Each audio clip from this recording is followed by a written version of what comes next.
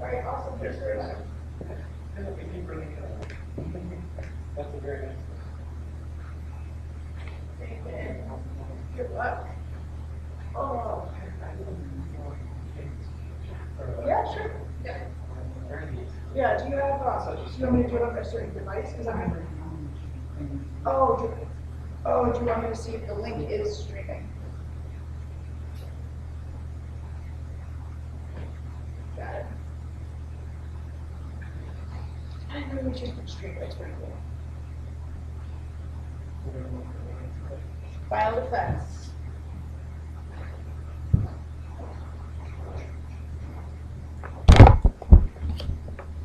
Okay, so it's a little bit, so where's the camera at?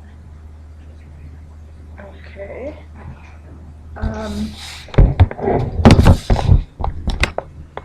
This is the camera that's streaming.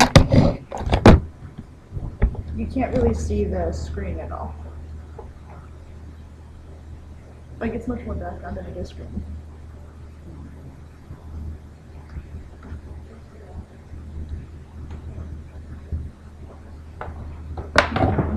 Oh, it's all right. Okay, let me put this here maybe.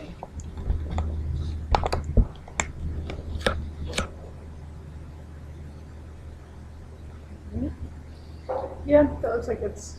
Just the audio is good. Yeah. There's a little bit of a lag, but it's streaming. Deliberate. Yep, it's streaming. All right, thanks. Appreciate it.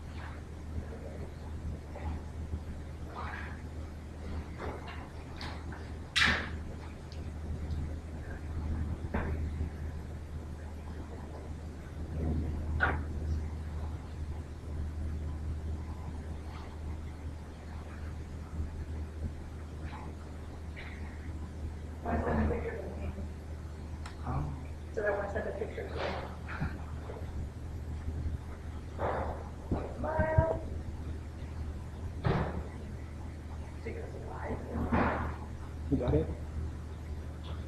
Biggest smile. Awesome. Thank you.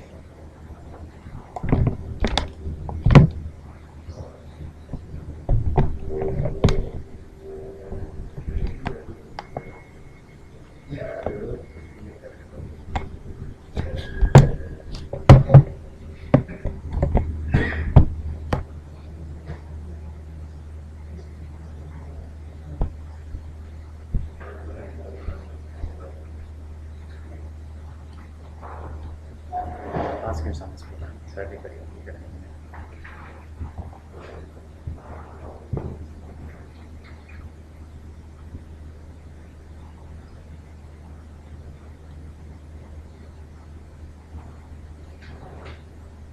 Your swag have numbers. Yes, they do. Oh, yeah, put it down. Yeah, there's.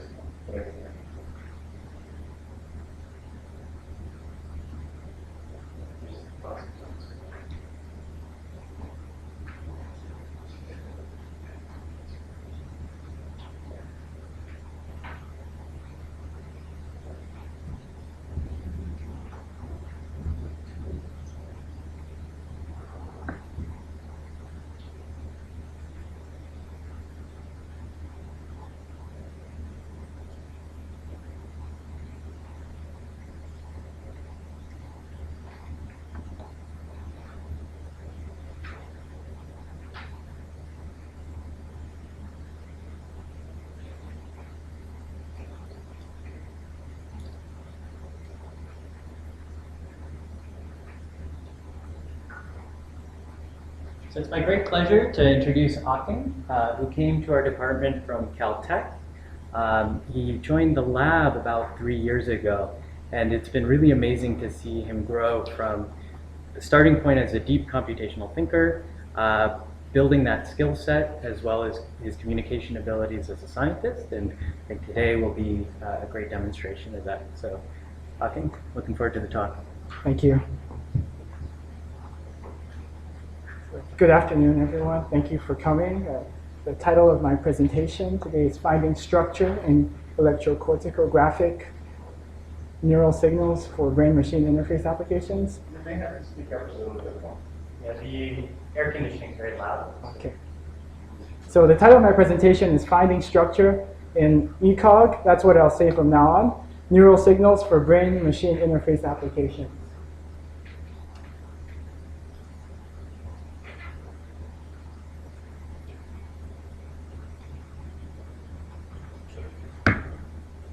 And first I'll touch on ECOG and some of its applications. Then I'll briefly discuss the sections of my dissertation and how they're connected.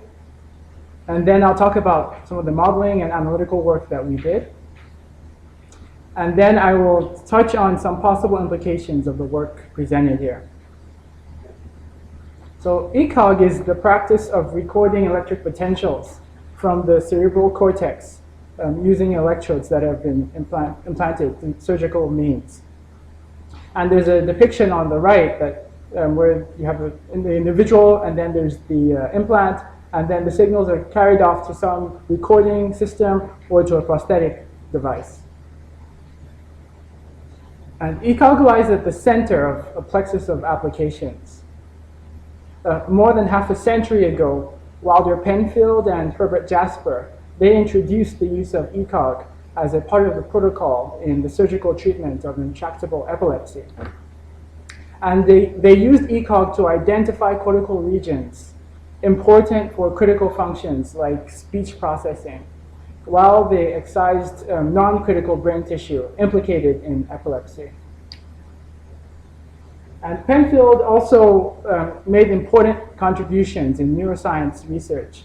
He provided fairly detailed maps associating regions on the surface of the cortex with the sensory stimulation and motor activity of specific anatomical divisions in the body. And today, neuroscientists, they continue to use ECOG in probing the mechanisms underlying different aspects of perception, action, and cognition.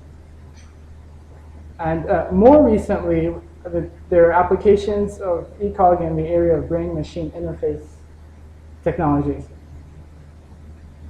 And these are two videos from a 2013 ECOG-based BMI research study with a tetraplegic subject.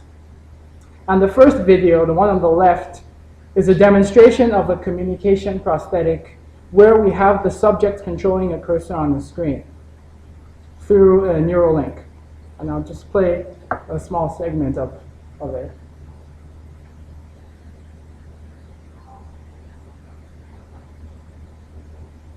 And so you can see the subject has this cursor that appears at the center of that screen, and he guides it towards the target somewhere towards the edge. In the second video, we have a demonstration of a motor prosthetic. This is a robotic arm used to hit targets.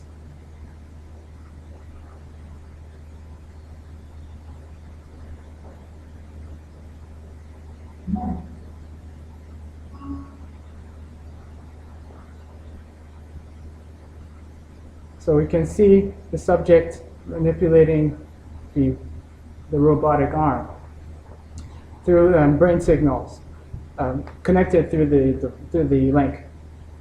And individuals affected by tetraplegia, they are only one segment of the population of those that would benefit from commercially viable and robust systems, such as versions of the systems that we've shown here from that study. So one program of research that may be crucial to advancing to that point is identifying models of neural activity that allow us to more clearly express the relationship between perception, behavior, and cognition.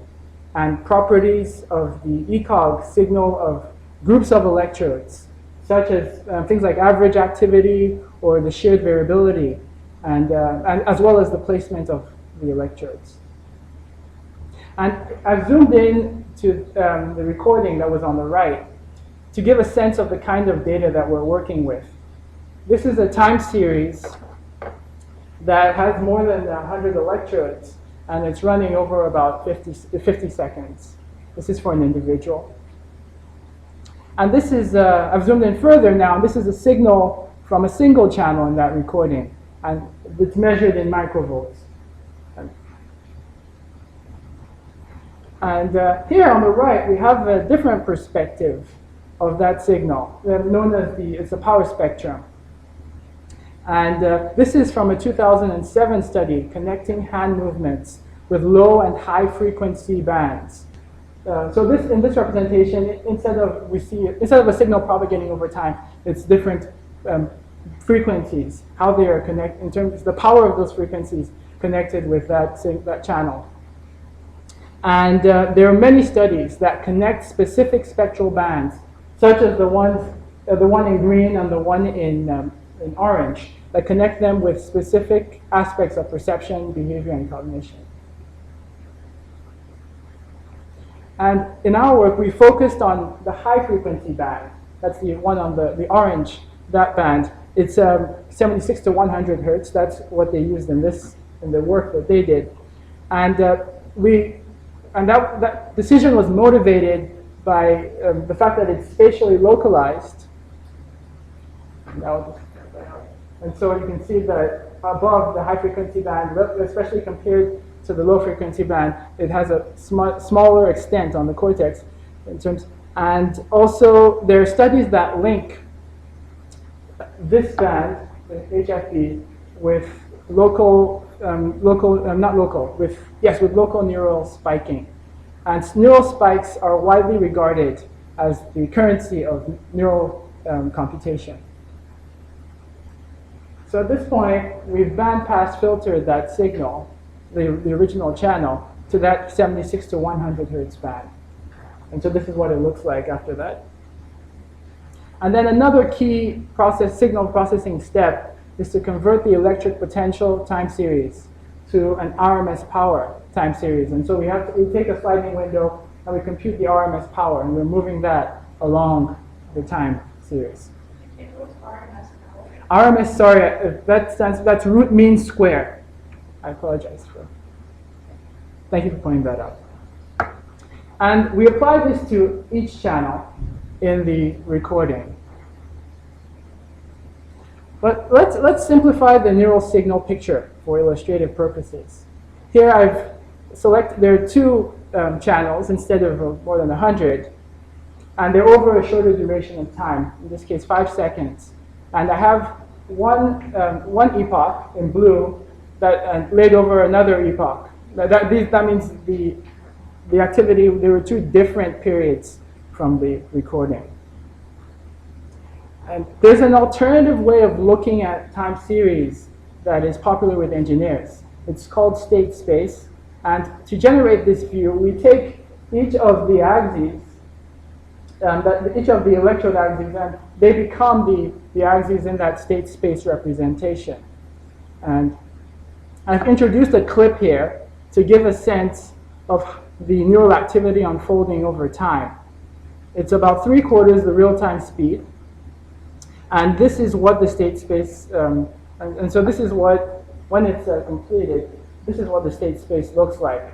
The red epoch plays out first, followed by the blue epoch. That's what you see there on the screen. And this representation emphasizes how electrode 1 and electrode 2 in this simple illustration, how they interact. So an emerging approach to modeling neural activity is to learn a function or set of functions that takes one point and maps it to the activity of the next point. I'm not sure exactly where it is, but it's somewhere there. The next point in that state space representation. And this approach is exemplified by dynamical systems and recurrent neural networks. But we can intuit from the clip that we just saw, that the kinds of functions that would be appropriate for that kind of mapping would be highly nonlinear. But that is what nonlinear dynamical systems and recurrent neural networks, that's what they're designed for that. However, the invasiveness of ECOG, that recording modality, means that we are often data limited, and which could be an obstacle to learning such functions. So high dimensionality is a challenge, especially as we're dealing with tens to hundreds, a couple hundreds of electrodes, and we have tens of minutes of the ECOG recordings. So the general approach that we take here is one of clustering or discretization of the neural activity space. And here we have another state space plot, but there are many more activity, neural activity points from the previous, relative to the previous picture. And our ultimate goal is to connect this space of neural activity with a much more abstract neural state of perception, behavior, and cognition. Question? Yes. So is this just to get the idea across, or are you actually interested in just looking at one electrode versus another electrode parallels? This is just to get the point across. Just We're to get the interested point in across. looking Okay, at then much. you ask, are the electrodes contiguous or far apart, or things like that? Yes.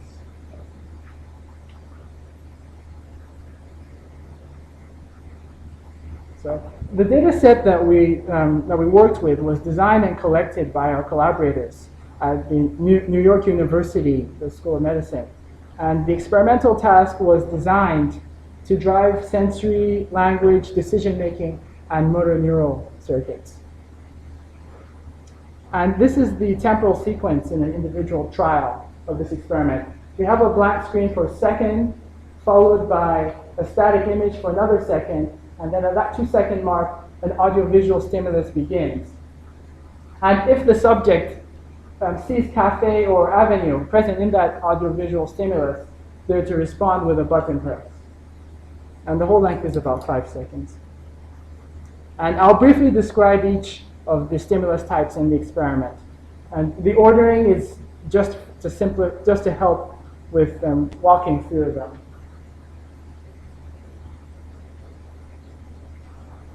So the first stimulus type is the audio-visual congruent. And that just means that the audio part of the stimulus, it concords with the visual. And I'll just play it here. So that was avenue. And the second stimulus type is an audio only. So the static image just remains on the screen at the 2-second mark, and we hear the audio. The third stimulus type has an incongruence between the audio and the visual stimulus components. So in this example here that I'll play, the audio heard is acres, while the visual seen is yoga.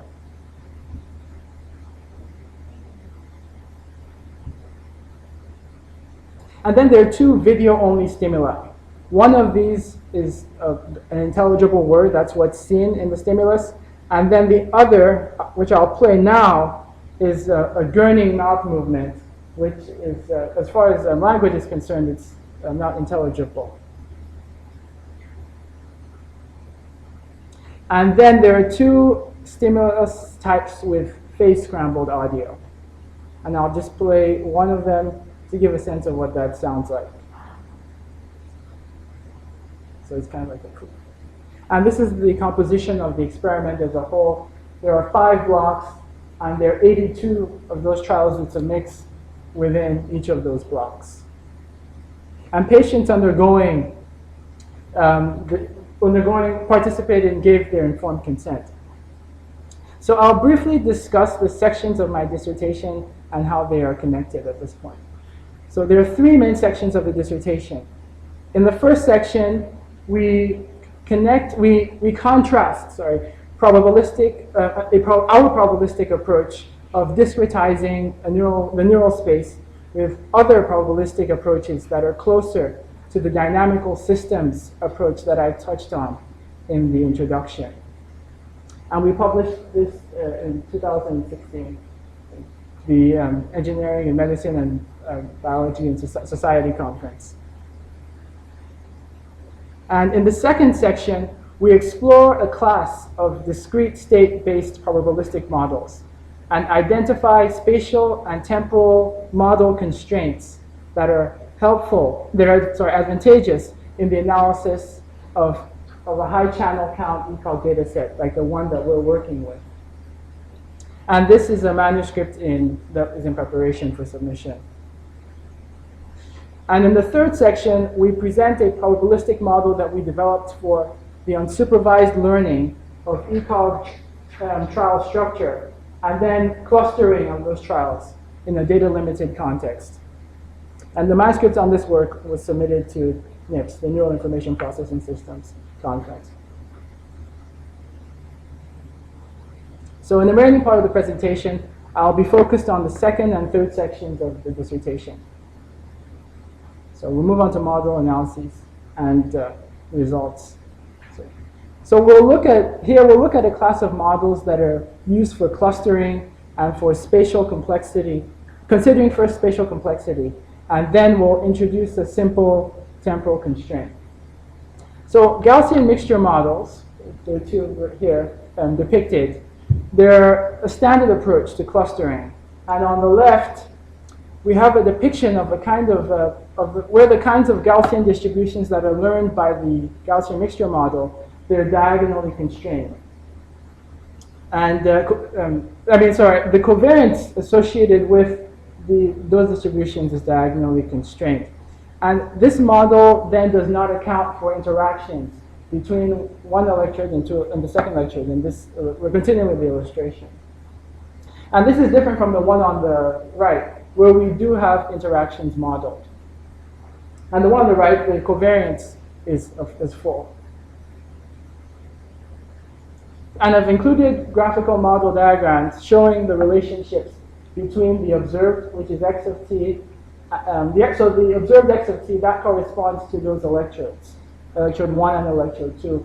And omega t, that corresponds to the identity, hidden identity of the cluster component. These are shown here with these different colors. And we can get a sense of one of the constant probability contours of those distributions. And so again, sigma j, that's the covariance parameter. It is diagonal for the one on the left, and it's full for the one on the right. And the expectation maximization algorithm is used to fit the parameters of this model. And one more important point, so that again, on this hidden state, that is supposed to correspond to the underlying sensory, behavioral, or cognitive neural state. We're trying to connect the activity of the electrodes with that. And so we move on. So we have another class of models, they're called mixture of factor analyzer models, or MFA models. And they're related to the GMMs that we considered just before. And they're particularly applicable for capturing relationships between a large number of electrodes in a data-limited context. So there are two components of variance that are modeled. One of these is called the private variance. And that is captured, so if you look here, there's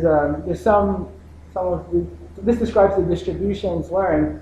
And there are two terms, so there's the mean, and then there's the covariance. And there are two terms, and sigma, which is diagonal, that captures private variance. And private meaning that the variance is specific to each of the channels. And then there's another part of that variance, which is a function of lambda, and that is able to capture the shared variance between the electrodes. And the parameter complexity of lambda in representing that shared variance depends on the dimensions of x of t and z of t. X of t, again, is the observed variable, which corresponds to the electrode activity. And then we have z of t, which is another latent variable. And as we reduce the dimensionality of z of t, that limits the ability of the lambda to capture that shared variance. But as we increase the dimensionality of z of t, then we're able to capture, we have the possibility of capturing more of that shared variance. I'm sorry, I'm a little bit confused. In that first equation, you have lambda j times dj. Lambda j times dj, Yeah, yes. and then the second equation, that same lambda j functions in a covariance form. Yes. Okay. So I was focused, so I'll go through. So the first one describes what, it describes a mapping between the latent z of t Yes. and x of t, which is the observed, Right. given the particular state. Yes. And so this is that this is the mapping here, the lambda maps. So I haven't really focused. I focused really on this second equation Exactly. here, since that's the picture that we have here is in the observation space. Okay, now when you multiply two symmetric matrices, is the product guaranteed to be symmetric? Or one of those diagonal? The sigma is diagonal, The right? sigma is The diagonal. other one, I'm trying to manage. The other one is not. The other one is not a full rank. But is that product in general diagonal? The sigma, the lambda j, lambda prime j? No, it's not diagonal. No, I'm sorry, symmetric. Yes, it will be. Oh, that's a transpose. I- Well, the prime is transpose. Yes. Thank you. Okay. Excellent. Okay, now I get it. Thank you. And so again, z of t, the dimensionality of that is connected with how much of that shared variance we can capture. So these models, let me move forward. So we considered two variants of the MFA model in our work, and the difference between them is that one of them, the private variance parameter, it doesn't change as we move from one component to another. Whereas you can see in this one here on the right, it's indexed by that j, and that index just means that private variance parameter changes as we go from this one component to another. They're shown in the different clusters for the colors there. And one interesting point that we go on to consider is how that particular assumption of that private variance, whether it's constant as we move from one component to another, we call those models component and variant private noise, or whether it changes, where it's variant private noise, how that relates to the data. Does one of these models describe the data better? That's something that we consider. So this is just standard factor analysis moved to the Winchester case, in essence. Yes. Okay. All right. And again, so these two models here, again, they have intermediate complexity in terms of the parameters between the two GMM models that we considered previously. The GMM diag is the simplest model, and then the GMM full is the most complex model. And there's an EM algorithm that can be used to fit these. It was developed by Garamani and Hinton. Mixture of factor analyzers. Even without a dynamical systems of modeling approach, we can still introduce a Markov temporal constraint, which will help capture some of the dynamics. And so this is true for any of the four models that we considered previously.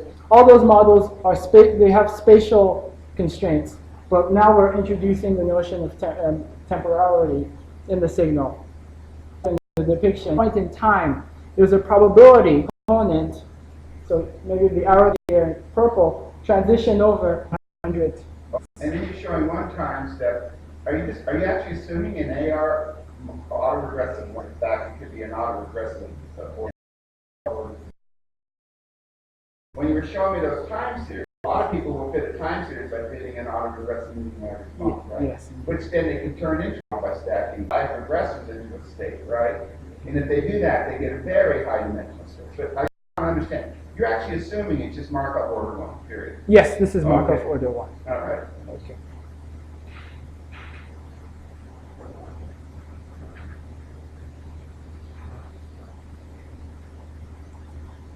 So in those so we have temporal component now, and there's spatial temporal models. We considered two different approaches to fitting the parameters. One, it was a two-stage approach. And so the first stage was we would fit the mixture model. We discussed those. And then in the second stage, we would cluster based on that spatial model. And then we would estimate the Markov model parameters from the cluster assignments. That is the magnitudes of each of those arrows. There are different probabilities. So what's the difference between fitting the mixture model and actually doing clustering? Clustering, once you have the mixture model, the clustering follows immediately, right? Yes, once we have the mixture model, Yeah. then we can cluster, and then we can find the Right. parameters of the. So the second approach was a joint parameter estimation, and their algorithms. One is an EM algorithm for hidden Markov models, because that's what it would be called if we're extending the GMM model class. And then there's hidden Markov factor analysis, which would be if we're extending the factor analysis-based models. And we considered both strategies to get a sense of how much does the joint parameter estimation, the benefit of doing that. Compared. So quick question. The mixture factor model goes back a little bit, right? Yes. Yeah, okay, so these guys introduced this algorithm, the AE, what did those guys introduce, the 2012? Okay, so that's called the alternating expectation And that's conditional what they introduced. maximum. They didn't introduce that algorithm. That's part of the larger EM framework, but they introduced a specific an algorithm for the HMFA. Okay. There are many different I AECM. see. So they're, okay. I get Yes, it. so that was their contribution Okay, all right. in that one. Yes. So EM stands for expectation maximization. So now that I'll go over our main findings before delving into how we evaluated the model types. So the first observation was that the full covariance models, they're better than the other models in capturing covariance in the data set of the neural activity with increasing training data. So that's something we observed, and again, I'll go into more specifics of that on following. But that additional variance captured didn't seem to be connected with the stimulus behavior information of the data set. So the first observation is intuitive. It's it's the full GMM model is complex, and so that's what it's built to do. But the second one is interesting. It shows that it might not be doing as well as it looks. The second observation was that the shared variance model constraint that I talked a little bit about when we talked about when I was looking at the MFA models, that was advantageous only with the Markov temporal constraint. So only when we brought in that time component in the model did we see any benefits from that part of modeling in general. The third observation that we had was that adding the temporal constraint led to improvements in capturing both the stimulus behavior of the data set and the covariance of the models. And we saw the joint estimation performed better than the two-stage estimation. And then the final observation was that the spatiotemporal model, with the assumption of that private variance being invariant across the different underlying neural, cognitive, perceptual, or behavioral states, that was the best performing model.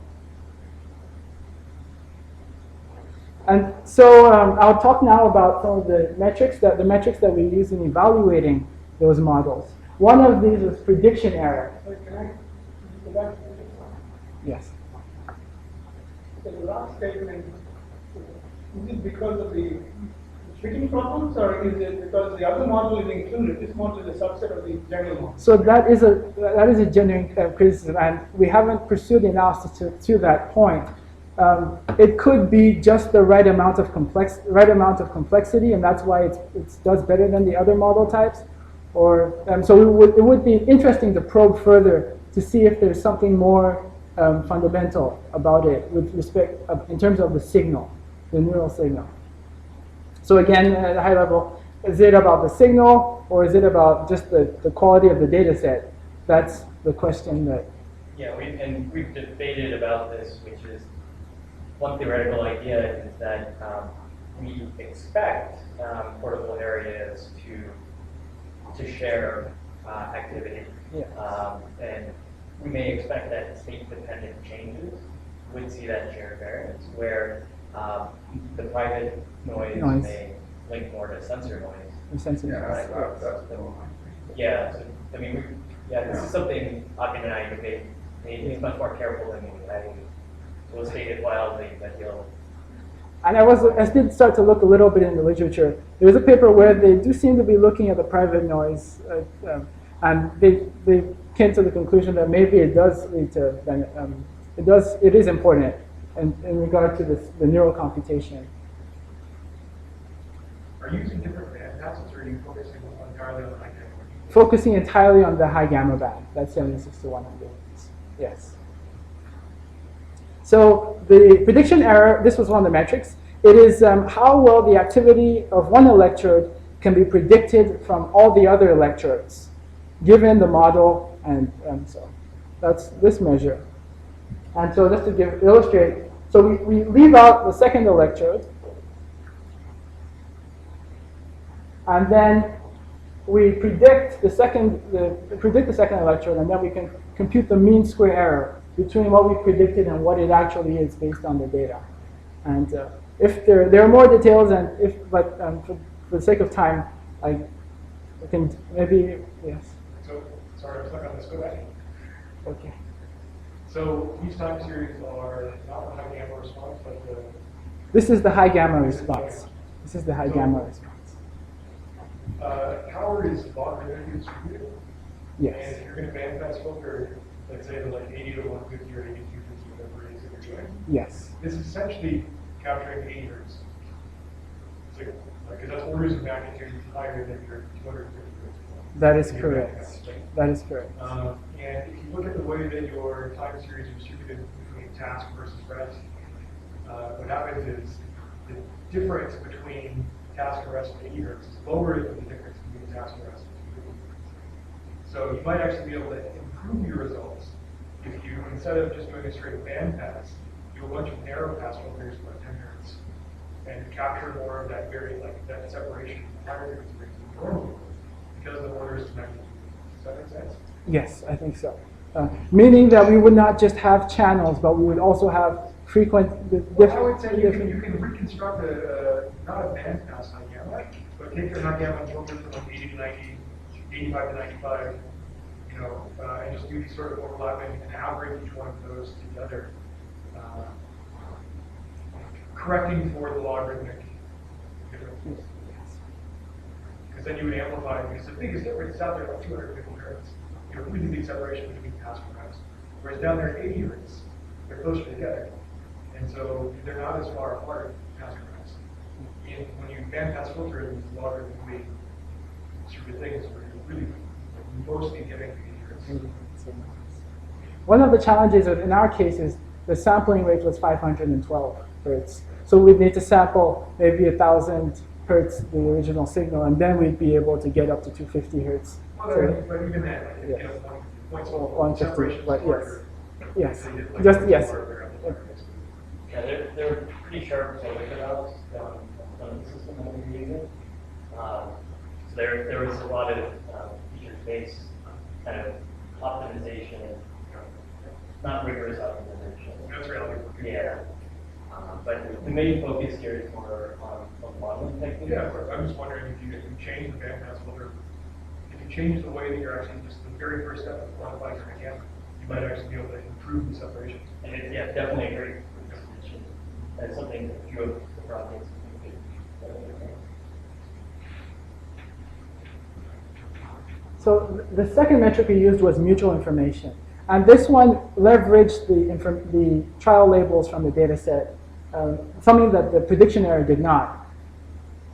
And so this measure, it's a measure of how much the neural activity cluster assignments, how much they tell us about the trial type or the trial labels. And so I'll do this. So here again, we have that state space representation of the clustering. And each of those state space points has some cluster assignment. Is it this one, or is it this cluster, or is it this cluster? And then we can bring again the two-channel illustration. Each of the points here corresponds to a particular trial, and that trial has a label. And that is described, that is some index. So we indexed each of the trial types that I've discussed in the data set, like the audiovisual congruent trial, the audio trial, and so forth. And then we computed the mutual information. And the higher mutual information means that this clustering is telling us more about those trial identities, whether it belongs to one category or to another. And so we used 6 subjects in our work. This table is to give a sense of the complexity of the models that we're working with. So there are 6 subjects, and these are the number of electrodes. So you can see that 4 of them are about 100, and then we have one where there's 30 and one that's about 60. And then these are the number of valid trials that we got from each of those subjects in the 3rd column. In the 4th column, we have the number of neural activity samples. So each trial has a number of samples, and so that's how we can get these numbers here based on that. And then we can consider the model complexity of a 4-component GMM full model. And that will be based on how many electrodes are there. That's the dimensionality of the observation. And so these are the number of parameter elements for each of those models. And then in this last column, we can look at the ratio, sample to model complexity ratio. And what we see is that for 5 of the 6 subjects, it's on the order of, they have the same order of magnitude. For the first one, we have an order of magnitude or 10 difference. So you can see that this gives a sense of how data limited we are. So this table here gives a sense of the models that we explored. And so we looked at models with 2 to 4 mixture components. We varied the latent dimensionality of the factor analysis based models. That's the ZT parameter, its dimensionality. We varied it between 1 and 3. We looked at the percentage of training data used. We varied that. And that is connected with that idea of increasing the data and seeing how much covariance is captured. And the first point, that we saw that the full covariance was capturing more variance, but it didn't seem to be very useful. So we used that to explore that particular question. And then we looked at different RMS power binwidths. We wanted to see how robust how our analysis was. And so what we're doing is we're end up comparing classes of models. So this is the GMM DIAG class of models. There's a 2-state model, there's a 3-state model, and so forth. And we're comparing it with a GMM full set of models. This is just an illustration. This is just one of the comparisons that we consider. And our procedure for model comparison is as follows. We're comparing individual models first. So we use the Wilcoxon paired sample test. And we test first for differences using a 2-sided test. And then we follow that with testing in both directions, because we're interested in directionality. And we control for the false discovery rate because we're doing so many comparisons. There's always a chance that you will get a result you will get a significant result that is just by chance. And so this is how we control for it. We use the Benjamini-Hochberg procedure, and we use the false discovery rate of 0.05. And our procedure for determining if one model class was doing better with respect to either of those metrics, there were 2 criteria. The first was the percentage of significant percentage of significant individual model comparison results for one model class, that they would be 5%, at least 5% more than the percentage of significant results for the other. And I'll give it to be more concrete. Let's say that the GMM DIAG class, that 35% of the model comparisons have it performing better than the GMM full model. And then the GMM full model does better 30% of the time. Then the determination would be that the GMM DIAG model class is doing better. The second criterion was that result would be consistent across the majority of the subjects. And so now we can return to the findings. So the first finding was the full covariance models are better able to capture the covariance with increasing training data. And that's shown here in green. We see that when we have a low fraction of training data used, it has a higher prediction error compared to the other models. But as we increase the percentage, the fraction of training data, we can see that it has a lower prediction error relative to the other models. But it's interesting what happens when we bring in the mutual information metric. What we see is that the green model, in fact, is not performing, it doesn't perform better than the other models. This model does clearly better, and then these three models here converge as we increase the fraction of training data. And that goes back to that point that additional covariance capture doesn't seem to be connected with the stimulus behavior information in the data set. Perhaps you could be doing better at explaining the purely random stochastic. Purely random, yes. Okay, and the prediction error is actually a measure of how well you do in the predictable part. Yes. Yeah. The second observation was that the shared variance component was advantageous with the Markov temporal constraint. And we see that here so these two models have a Markov component, and the first does not. We see that as we move to the right, that the green, the blue, and the purple, which have a shared variance component, that they're boosted relative to the diagonal model, which does not have a shared variance component.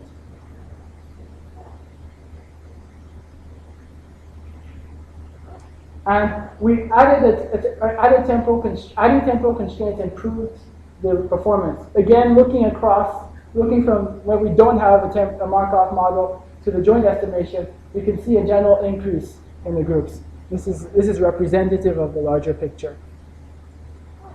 And the joint estimation performed best. And finally, So with the joint estimation, you have problems with convergence. we have problems with Convergence issue. So you're trying to estimate all these parameters together. yes. Are there issues of converging to a local minima, or what is the model of the convergence? Yeah, we did not pursue a detailed analysis of the convergence, but yes, there are issues of local minima. In some cases, by slight variations in the parameter space, we would get very dramatic changes in performance in some of the analysis that we pursued. And So how did you initialize your convergence? Did you use using the simpler models as a base to build up to the more complex models. What was the dimension of the Markov state? The Markov model, how many discrete states? So we explored having 2, 3, and 4. Just that Those many, were the only that many possibilities. discrete states. Only that many. Okay, and then you had to learn the transition probabilities using the Von-Welsch algorithm? Yes.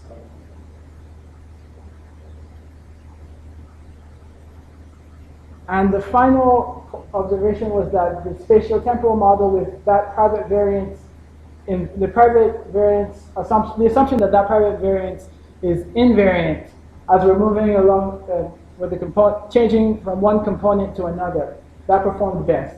And that's the blue model. It's CIPN. And we see that when we get up to the joint estimation, that's when it's boosted above the other model types. One quick question. Which slide showed where you increase the number of latent states? Increase the The number of latent variables? You had a latent variable. What was the dimension of the latent space? How did you, well, I can ask you later. I'm just going to be after. I'm just curious. What dimension of the latent variable space? Latent, you mean the continuous Yes. latent variable? Yes. 1, 2, and 3. That's Those were the it. dimensionalities that we explored. Yes. Okay, and that corresponded to the hidden Markov states? No, that's a different thing. That's a different. That's a different thing. So- So you had the Markov states and you had latent variables. Where's the slide that showed the performance? Did you increase the latent variable states? I must have not been paying attention. Can you show how you went from 1, 2, and 3? Oh no, that's not something that's presented here It in is not this something picture. presented. Yes. Is there a reason not to present it?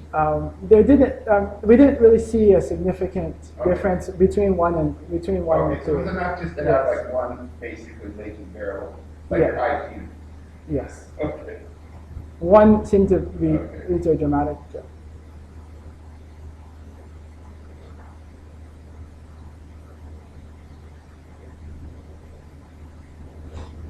And so now we'll move on to the third section of the dissertation. This is where we look at a probabilistic model that was developed for unsupervised learning of the trial structure, and then we use it for clustering. So up until this point, we've looked at Markov models where there's a single Markov process, and how we can use them to cluster points in neural activity state space, as we're trying to build connections with the underlying perceptual, behavioral, and cognitive neural states. But researchers are often interested not just in neural states, but in sequences of neural states. And we have the expectation that with different trial types, for instance, the trials with the audio stimulus component and those without in the cross-modal speech experiment, that they will have very different neural state progressions. And also, neuroengineers developing neuroprosthetic technologies, they may want to use sequences of discrete neural states as the basis of system control. Can I ask a question? Yeah. So these things are really contingent on the type of stimulus you present to the brain, right? What in particular is Yeah, contingent? so they're kind of, in a sense, almost like a control Markov process. In other words, because the control would be the stimulus, and then different states of the brain would come into view. Yes. So conceptually, I could imagine it's really a whole bunch of states of the brain, but depending on how you sound or stimulate the brain, you're only seeing some small subsets. You're not getting full identifiability in some sense. Is that Yes, correct? that is correct. Okay. We're always, our scope is limited. Yeah, so now what you're doing in some sense is intelligently sniffing out the states. Yes. And so here on the right, we have two trial types, one with audio, one without audio. This is just the illustration again. And the idea would be that maybe one of those trials would fall into this particular Markov process, and then the other would fall into a different Markov process. And that's how we go about clustering them, separating where we have that audio stimulus and when we don't have that audio stimulus component. And each of the 4 spatial model variants that we've considered, they can be extended into this framework. And there are 2 key things here. One is just that all the parameters are now indexed by k in addition to j. So k that's for each of those Markov process components. And then there's a mixing parameter. And there's an AECM algorithm that can be used to fit that. The Is parameters. convenience that you're showing the clusters all completely separate? Yes, this is a very, this is not necessarily realistic. Yes, they may overlap in the neural space and so forth. That's it, in reality. In reality, that's what we expect to happen. But that may be harder to describe.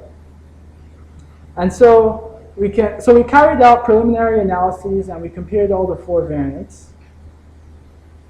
But before that, we reduced the dimensionality of the data due to a significant increase in model complexity. So I already touched on model complexity. So the complexity in the models goes up a bit, but the data set remains the same. So we did this by identifying a subset of electrodes with salient neural activity. And then we used analysis of variance to identify the top-ranked electrodes in terms of the stimulus categories from the data set. And here we have modeling details again, and it's more constrained than before. We're exploring 2 to 3 components. We only have one as the latent dimensionality for the factor analysis-based models. We use all the data, 100%, and then the bin width is 50 milliseconds. And then we looked at when we have 5 electrodes and when we have 10 electrodes. That's again just to get a sense of. Do you have any hint that if you were not so data constrained, you could benefit from increasing the number of components of the latent dimensionality? I mean, you really have that problem, right? That you don't have a lot of data and increasing the size of the problem, then the data per parameter. Yes, classical model is intractable. So in some sense, would you really could say is given the amount of data you have in an environment you're in, these numbers make sense? Or do you think it makes sense even if you had more data? I think it's hard to say. One of the things is because we're data limited, we don't have a sense of the identifiability problem in terms of what is that true model that would describe the behavior. But we can make within this constrained part of space. I think we can still build some intuition about what design choices we might want to make in using models. And so the results here are shown for a 2-cluster problem that we set up, where we limited the trials with those with intelligible audio and those without audio. So we left out trials that had phase scrambled audio. And so going back to the cross-modal speech data set, all trials fall into one of those 3 categories. And so we focused on 2 of those categories. And we looked at accuracy and mutual information. And we can do that because it's a 2-cluster problem, and that's why we can calculate. And what we see, the key observation here is that once again, the blue model, which corresponds to that constraint on the private variance, that it does better than the other models. And we can see this with accuracy. We can also see it with mutual information metric. The reason why I've included mutual information metric just to show that there's a harmony between the 2 results. And also, we can use the mutual information metric, which we did in the paper, to explore what happens when you have a mismatch between the number of components and the number of trial types in the problem setup. In which case, you can't compute accuracy in that context. And so now I'd like to spend a few moments just talking about some possible implications of the work that I presented here. So our work on trial clustering serves as a proof of concept of an algorithmic BMI system component that can be used for identifying stimuli and behavior with salient neural responses. So I'll elaborate on that. So the current paradigm in studies with neuroprosthetic assistive devices is to identify suitable neural responses for BMI system control during a period of instructed behavior. So you would ask the subject, move your elbow, move your thumb, move your finger, and so on, and use that process to identify which of those leads to a very strong and reliable response. But what if we replace that period of instructed behavior with a period of free behavior during which a BMI system component identifies behavior that has a consistent and salient neural activation pattern? And that the results with the methodology presented in the 3rd section fits into the context of that kind of problem. Additionally, the model framework laid out here could also serve as a useful tool for understanding the connections between aspects of perception and cognition and different components of the ECOG signal variability. For instance, the result about private variance, the constraint, does it tell us something about the nature of the ECOG signal, or is it just about how data limited we are? And if the constraint tells us something fundamental, what is the scope in terms of the underlying behavior or perception?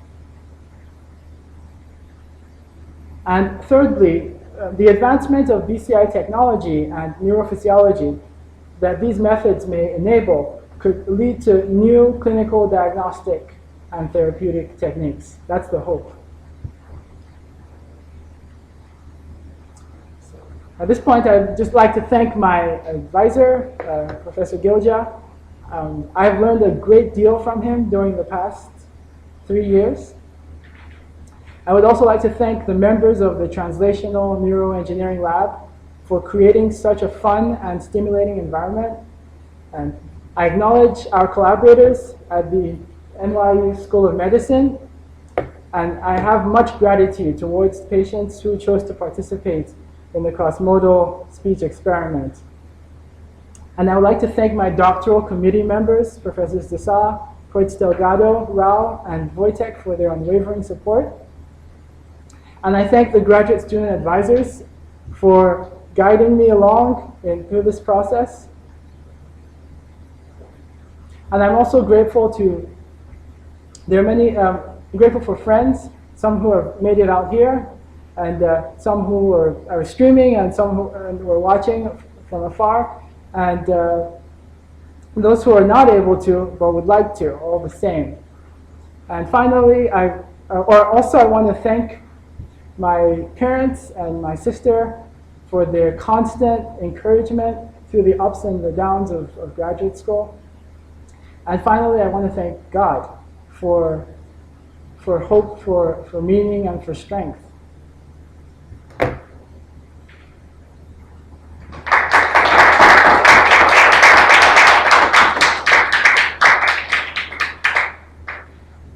we'll open it up to general questions, and then we'll go to a closed session. So, any questions from the other argument?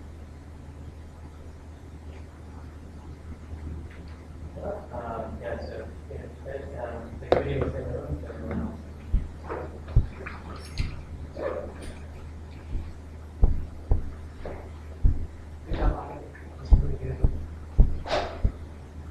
Look up here.